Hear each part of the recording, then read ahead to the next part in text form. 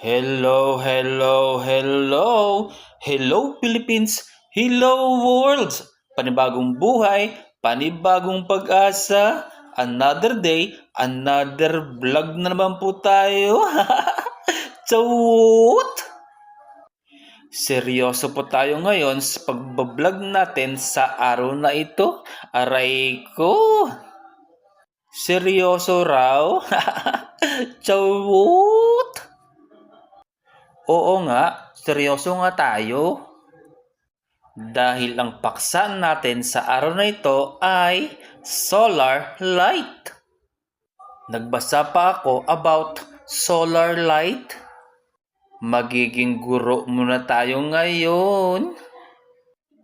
Ang mga solar light ay ang mga solusyon sa pag-iilaw na pinapagana ng sarili na gumagamit ng sikat ng araw upang makabuo, mag-imbak, at maghatid ng hindi umaasa sa electrical grid sa pamamagitan ng pinagsama-samang mahusay na mga solar panel, mga rechargeable na baterya, at teknolohiyang LED.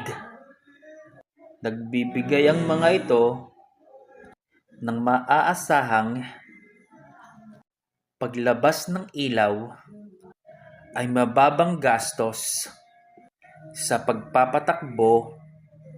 Ang mga modernong solar light ay matalino, matibay, at maraming gamit. Kaya mainam ang mga ito para sa mga kalsada, daanan, bakuran, lugar ng paradahan, at mga lokasyon na walang grid na naghahanap ng napananatiling ilaw. Ang pagtaas ng presyo ng kuryente, hindi matatag na supply ng kuryente, at mamahaling infrastruktura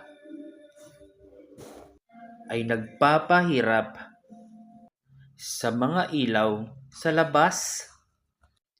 Ang mahinang ilaw ay humahantong sa mga panganib sa kaligtasan at mataas na gastos sa pagpapanatili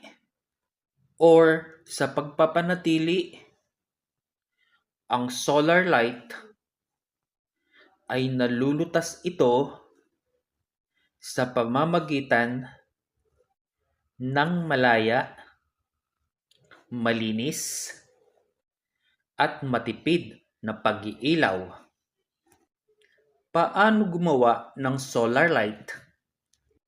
Ang mga solar light ay gumagawa sa pamamagitan ng isang proseso ng self-sustaining energy. Huy, English yun ah.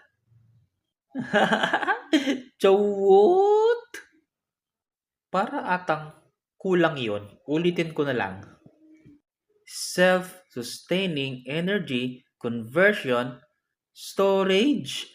Yun, buo rin sa wakas. Na hindi na nangangailangan ng panlabas na pinagmulan ng kuryente.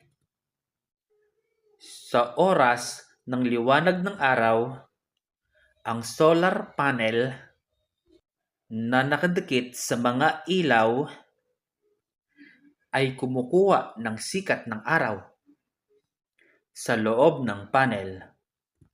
Ang mga photovoltaic cell ay nagko-convert ng solar energy sa direktang kuryente.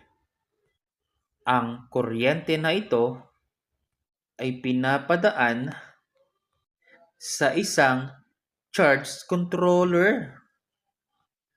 Ang controller ay gumaganap ng mahalaga sa pamamagitan ng pag-regulate ng boltahe at kuryente na pinoprotektahan ang baterya mula sa labis ng pagkarga o malalim na paglabas ng kuryente.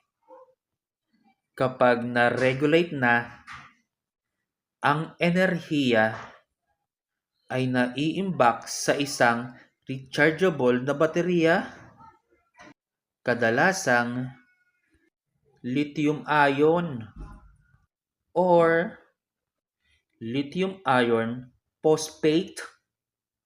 Aray ko, English na naman. Nabubulol naman ako sa sakit kong stroke. Na idinisenyo upang malaman ng sapat na lakas para operasyon sa gabi. At marami pang iba. Kulang ang isang vlog sa totoo lang.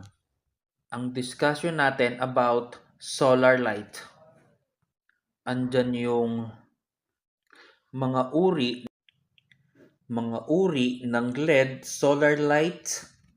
Pangalawa, pinagsamang solar LED straight light.